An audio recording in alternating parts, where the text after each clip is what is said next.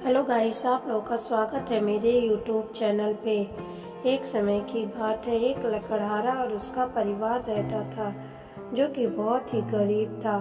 वो लकड़हारा जंगल से लकड़ियाँ काटता और अपने परिवार का जीवन यापन करता।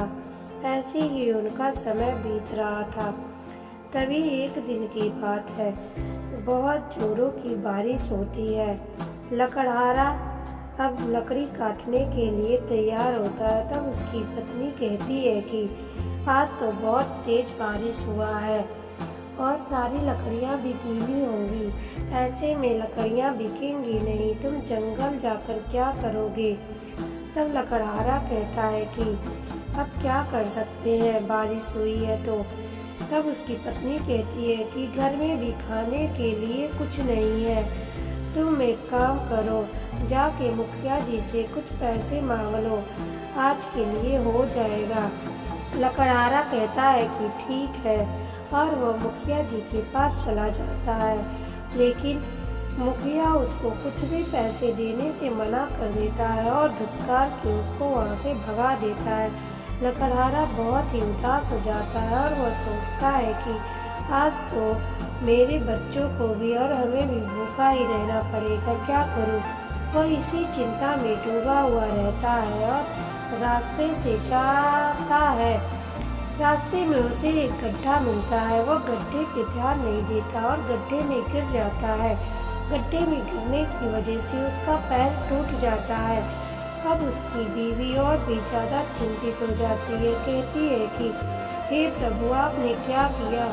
हमारा एक ही सहारा था और उनका भी पैर आपने तोड़ दिया, अब हम क्या करेंगे?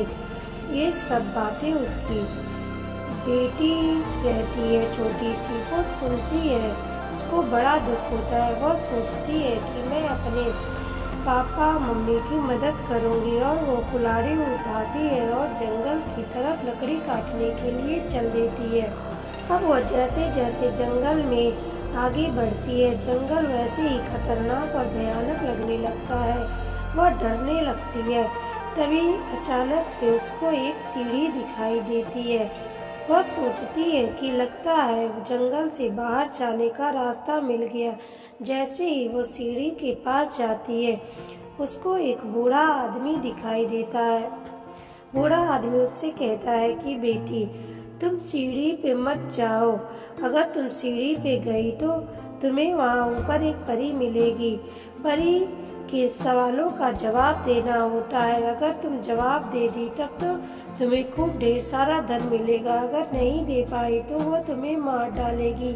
उसकी बेटी कहती है कि वैसे भी अंकल, हम कौन सा अच्छा जीवन जी रहे हैं। अगर कम से कम मैंने सवालों का जवाब दे दिया तो हमारी गरीबी दूर हो जाएगी। और वो उस काम को पूरा करने के लिए सीढ़ियों पे चलने लगती है। सीढ़ियों पे चढ़ते चढ़ते वह ऊपर परी के पास पहुंच जाती है। वहाँ उसे परी मिलती है।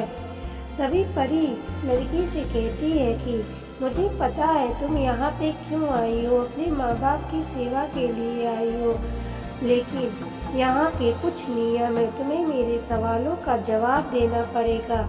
अगर तुम सवालों के जवाब नहीं दे पाई तो मैं तुम्हें मार दूंगी। इस जंगल से कोई भी बाहर नहीं जा पाता है। लड़की ने बहुत ही आस के साथ बोला कि मैं जवाब देने के लिए तैयार हूँ। तब परी कहती है कि ठीक है, मैं अपना पहला सवाल पूछती हूँ। मेरा पहला सवाल ये है कि ऐसा कौन सा फल है जो बिकता नहीं है? तभी लड़की सोचती है। अब परी कहती है कि तुम मरने के लिए तैयार हो जाओ। तब लड़की कहती है कि रुक जाइए, मुझे जवाब पता है, मेहनत का फल है जो कभी बिक नहीं पाता। तब परी उसको शाबाशी देती है और कहती है कि अब दूसरा सवाल का जवाब दो। ऐसी कौन सी चीज है जिसका नाम लेने से इंसान टूट जाता है? थोड़ी देर सोचने के बाद लड़की कहती है कि चिंता ऐसा है कि हमारे चेहरे पे आ जाए तो इंसान टूट जाता है। परी कहती है बिल्कुल सही जवाब। और परी उसको ढेर सारा धन देती है और उसको अपने जादू से गायब कर देती है और उसके घर पहुंचा देती है। अब लड़की अपने घर आती है और अपने माँ बाप को ढेर सारा सोने के सिक्कों को दिखाती है। अब लड़की अपने पापा की अच्छे से अस्पताल में इलाज करवाती है और उसके पापा ठीक हो जाते हैं और वह अपने फल सब्जियों की रेहड़ी लगाती है। अब उनकी गरीबी भी दूर हो जाती है, लेकिन गरीबी दूर होने के बावजूद भी उनको बिल्कुल घमंड नहीं होता और वो हमेशा दूसरों की मदद करते हैं। तो इस कहानी से हमें यह सीख मिलता है कि हमें कभी भी समय परिवर्तन के बाद भी बदलना नहीं चाहिए, अपनी ईमानदारी को कायम रखना चाहिए। अगर ये कहानी आप लोगों को अच्छी लगी हो तो लाइक, सब्सक्राइब और शेयर करें। धन्यवाद।